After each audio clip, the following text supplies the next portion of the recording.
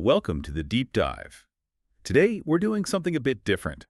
We're not just looking at old ideas, we're diving into a whole system, a philosophical system designed for action. That's right. We're aiming to reconstruct something practical, something we're calling the Strategical Stoic Codex. Exactly. We're pulling together the core strategic thinking from, the big names in Stoicism, Zeno, Chrysippus, Epictetus, Seneca. And of course, Marcus Aurelius, the emperor himself. We're taking their insights and structuring them for someone today who needs a framework for self-mastery. And it's a deep framework. We're talking about building an operating manual for life, really. Something focused on clarity, not necessarily comfort. Precisely. It's about ensuring decisions come from a place of, let's say, invincible reason, rather than just reacting to things. So, to make this manageable, we've synthesized it into 7 core pillars or disciplines. Think of them as load-bearing columns for this Stoic strategy. We have logos, the fortress, perception, action, will, sovereignty, and finally, fire. They all connect, build on each other. Okay, so where do we start? Logically, it has to be the absolute foundation, right? How the Stoics saw reality itself. Exactly. Pillar 1, the invocation of the logos. Right, logos. This word pops up a lot. What did it mean specifically for the Stoics, especially the early ones like Zeno? It's not just word or logic in the simple sense, is it? No, not quite. For them, logos is much bigger. Think of it as the sovereign intelligence of the universe, the underlying rational structure of everything. Like a cosmic blueprint? Yeah, Or maybe the operating system of reality. that's a good way to put it. Or as some sources say, order concealed in chaos. It's this eternal rational law that governs everything from the stars down to our own thoughts and actions. Impersonal, rational, unavoidable. So all the messiness and chaos we experience in life, that's just us failing to see the pattern underneath, failing to understand the logos. That's the Stoic perspective, yes. Zeno believed that what looks like random fate is actually part of a predictable, rational unfolding. And this leads to a pretty tough realization, a core truth for this whole codex. Yep. The universe is fundamentally just, but it's not kind. It doesn't care about our hopes or wishes. Ouch. It rewards harmony, not hope. Exactly. It operates on its own rational rules. You align with those rules, you find harmony, you fight them, demanding it be different. Well, that's where suffering comes from. It rewards alignment, not desire. Okay, so if the universe runs on this rational logo, how does a strategist work with that? This leads to the first principle, doesn't it? Consent to necessity. Yes. And this is where people often get tripped up. Sounds passive, like giving up. Right. How can consenting to fate be strategic if you're trying to, achieve things, change outcomes? Well, think about it this way. If something is truly inevitable, say a market downturn, an illness, just the fact that we all age, what happens if you resist it internally? You waste energy, get frustrated, angry. Precisely. You pour finite mental and emotional energy into fighting something that cannot be changed. By consenting to the necessity of it, you're not giving up on action. You're strategically redirecting that energy. Ah, okay. So you stop wasting fuel fighting the unchangeable and save it for what you can influence. Exactly. That's the strategic advantage. Cleanthes had that famous line, right? Lead me, O Zeus, and thou, O destiny, I follow willingly. But if I will not, I shall follow nonetheless. Right. So if you're going to end up there anyway, choosing to go willingly puts you back in control. Not of the event, but of your response. You act from reason, not from being dragged along in pain. It reframes the unavoidable. But let me push on that slightly. Isn't there a danger of just slipping into fatalism, just throwing your hands up and saying, well, whatever happens, happens? That's the crucial distinction. Fatalism leads to inaction. The Stoic strategist, understanding the logos, consents to the outcome, but focuses intensely on their actions within that framework. You control your effort, your judgments, your preparation. That's where your agency lies. You control the input, consent to the output. Perfectly put. Consent frees up the energy to maximize the quality of that input. And this connects to the first action the Codex demands, purification, burning away illusion. Yes. It's about purging the expectation that the universe owes you a certain outcome, or that things should be different. It's silencing that internal noise, the desires, the fears, the if-onlys. Because if your view is clouded by those illusions, your strategy is built on sand. You need cold, hard accuracy in your perception of reality. And once you accept that reality operates rationally, according to the logos, well, then you need to secure the tool you use to interact with it. Your mind.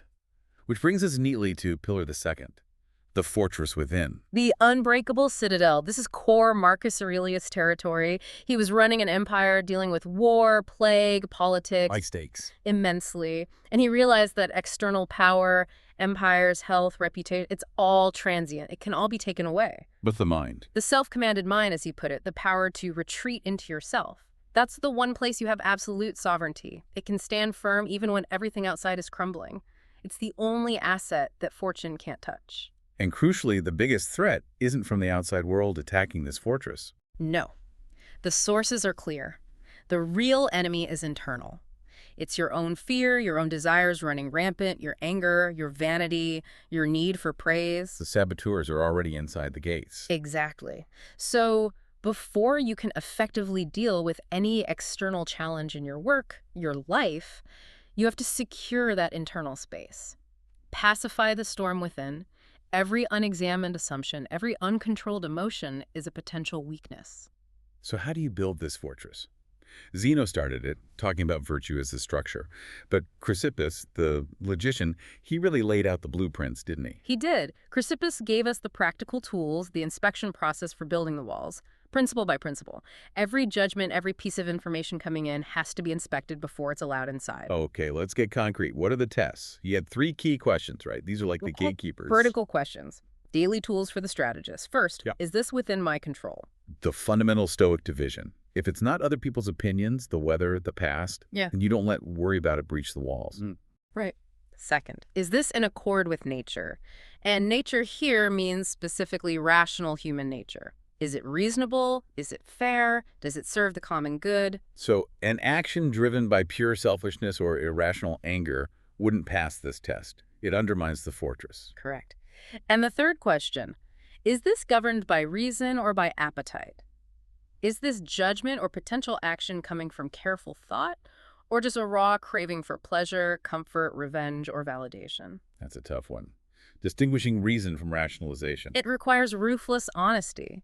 But by consistently applying these 3 checks to everything that comes your way, news, an insult, a tempting opportunity, a fear, you create a filter. If it fails the test, the gates stay shut. The mind doesn't waste energy on it. Exactly. You preserve your resources. The result isn't passive withdrawal, though. It's a state of inner calm, of readiness, the stillness before the strike. You observe the chaos from a position of strength. Okay, so we've established the foundation.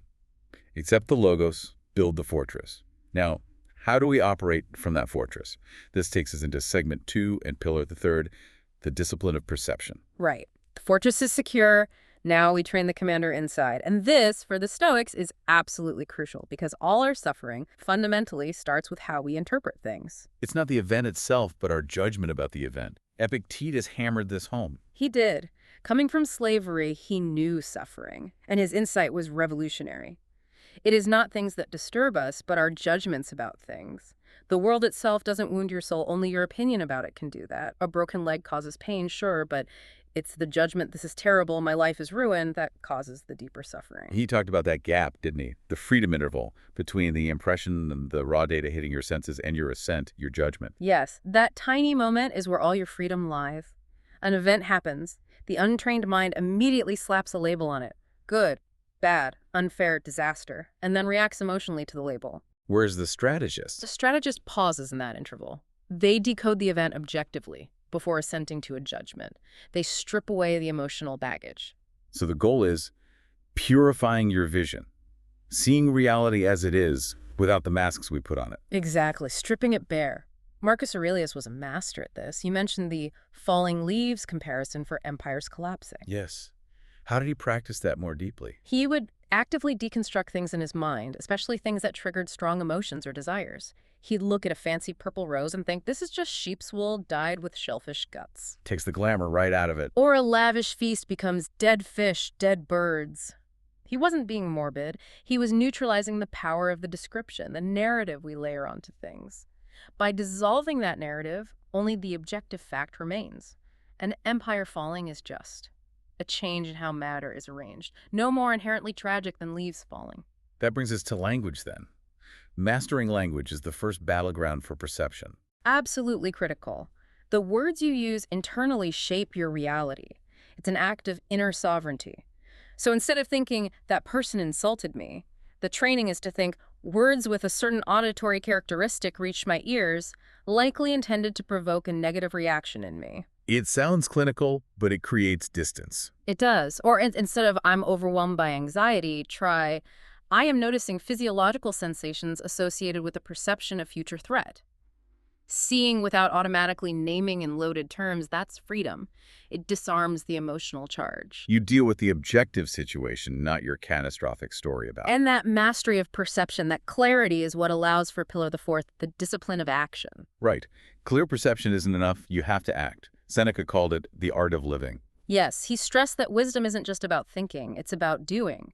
But the action has to be governed by reason, aligned with that clear perception. You don't act just to act, or for praise, or out of impulse. You act because the action itself is the right thing to do, according to the logos and virtue. Exactly. Perception without action is just armchair philosophy. Action without perception is just chaos. The strategist has to bridge that gap effectively. And this is where we see the difference between calculated action and mere reaction. Huge difference. The untrained person reacts based on impulse, habit, immediate feeling. The strategist, grounded in their fortress and clear perception, waits. They calculate. They act only when the action aligns with the rational order of things, with the logos. Their movement becomes What was the phrase? fate made flesh. Yes. It implies an economy, a power, a sense of rightness to the action. It feels necessary, not forced. This is where Epictetus's advice fits again. Do not seek for events to happen as you wish, but wish for events to happen as they do. And you will go on well. Yeah. So you align your initiative with what's inevitable or rational. You stop fighting the current. You use the current. You're not struggling against the world's nature. You're moving with it intelligently. But how do you ensure the action is, well, good action? The Stoics had their guides for this, the 4 weapons of action. The 4 cardinal virtues: reason, courage, justice, and temperance. These aren't just abstract ideals. They're strategic tools, checkpoints for every action. Okay, let's break down their strategic roles. Reason. Reason, or practical wisdom, for Nisus, is the mapmaker. It discerns the right path, the logical course aligned with reality and your goals. Courage. Courage, Andrea, is the engine, the will to actually do what reason dictates, especially when it's hard, scary, or unpopular. Justice. Justice, Dikaiosyne, is the boundary. It ensures your actions consider others, the social context. Are they fair? Do they contribute positively or at least avoid unnecessary harm? It respects our nature as social beings. And temperance. Temperance, Sophrosyne, is the governor. It's about moderation, self-control, avoiding excess. It keeps you from acting rashly, overreaching, burning out, or getting lost in pleasure or indulgence. It ensures sustainability. So if you act impulsively, that's a failure of temperance. If you know what to do but don't, that's a lack of courage. If you act unfairly, you violate justice. It's not just a moral failing, it's strategically unsound. Exactly. For the Stoics, virtue was a unified whole. A weakness in one area compromises the entire strategy. Every decision, big or small, how you respond to an email, how you manage your time, how you treat people, ideally passes through these 4 gates. And Marcus Aurelius, again, cuts right through it all. His practical command sums it up. Waste no more time arguing what a good man should be. Be one. Just do it. The silence of execution. No fanfare, no excuses, just action aligned with reason and virtue. That's what the universe recognizes. Okay, clear perception, virtuous action. This leads us into segment 3, focusing on the inner world again. Inner mastery, inner governance. This is where the real tests happen, right? Starting with Pillar V, the discipline of will. Absolutely. This is the core of resilience. Perception tells you what's true, action tells you what to do, but the will is what allows you to endure and persist, especially when things get tough. It's about mastering your internal response to external pressure. Epictetus, again, drawing that hard line. Some things are in our power and some are not. That's the starting point for the will. The undisciplined will constantly tries to control the uncontrollable other people, external events, luck. It's a recipe for frustration. So mastery is ruling what's your judgments, intentions, desires. And wisdom is accepting, truly accepting what isn't. The two combined create this internal armor. But here's the counterintuitive part. Training the will, according to the Stoics, requires embracing difficulty. Yeah, in our comfort-seeking world, that sounds backward. They seem to believe friction makes you stronger. Exactly. The will is like muscle or like steel. It needs resistance. It needs fire to become strong. Repeated exposure to chosen hardship or learning to endure unavoidable hardship trains the will until responding with reason becomes second nature. This is why they practice things like premeditatio malorum, thinking about bad things happening. Precisely. Premeditating evils. Imagining loss, failure, pain, even death. Not to be gloomy, but to mentally rehearse your rational response. So when misfortune does strike, your will isn't shocked. It's already familiar with the possibility. It's prepared to say, this is difficult, but it is within the bounds of necessity. My response is what matters. That mental preparation allows for something quite profound, the alchemy of misfortune, turning bad stuff into fuel. That's the ultimate expression of a disciplined will. If the logos is the rational order and even the divine, like Zeus, is bound by it, then aligning your will with that necessity isn't defeat, it's supreme participation. You stop being a victim of fate and become its conscious collaborator. Marcus Aurelius' image of the fire. The blazing fire makes flame and brightness out of everything thrown into it. Yes. Setbacks, insults, losses. The disciplined will doesn't just endure them, it consumes them and converts them into energy, into resolve, into brighter reason. So freedom isn't about having no obstacles. It's about your internal mastery over your reaction to obstacles. Exactly. You could lose everything: external job, wealth, health, freedom. But if your will remains aligned with reason and accepts necessity, you remain internally free, unconquerable. No external force can touch that core. That strategic yes to reality is the ultimate act of self-command. And that powerful, disciplined will naturally leads to the next level. Pilus' sixth, the emperor within. Sovereignty. Self-governance as the highest authority. If you can't rule your own mind, how can you possibly hope to navigate the world effectively? Marcus Aurelius knew this intimately. His meditations weren't public philosophy. They were, as the sources say, secret orders to himself. He was legislating for his own internal state. Because he understood that if his inner reason faltered, his external empire didn't matter. The foundation would crumble. Let's go back to Zeno's idea here, the internal republic. How did they map the soul like a state? It's a helpful metaphor. It really is. Reason is the lawgiver. It sets the constitution, the core principles, like Chrysippus's 3 questions. Virtue acts as the magistrate, the executive branch, ensuring those laws are applied correctly in daily choices and actions. And the passions. Fear, anger, desire. They are the subjects. Necessary parts of being human, but they are the populace, potentially volatile.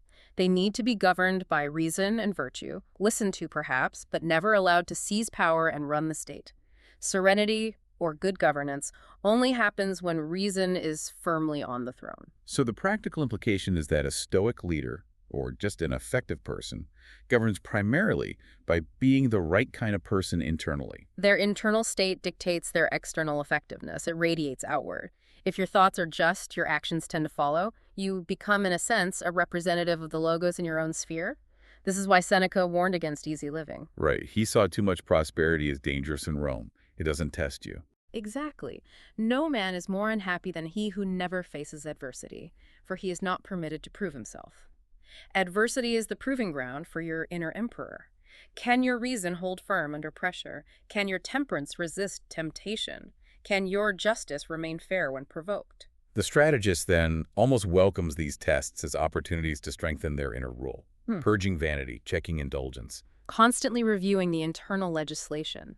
If you've never been poor, how do you know your attachment to wealth? If you've never been criticized, how strong is your ego?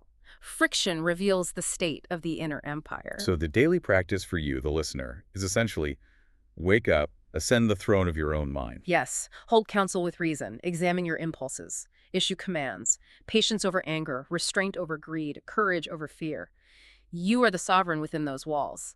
And if the external world, your job, your relationships, events, doesn't obey your wishes, remember, it was never yours to rule in the first place. Focus on governing the one kingdom you truly command. Precisely, your inner state. Which brings us, finally, to the widest possible view. Segment 4, the cosmic backdrop.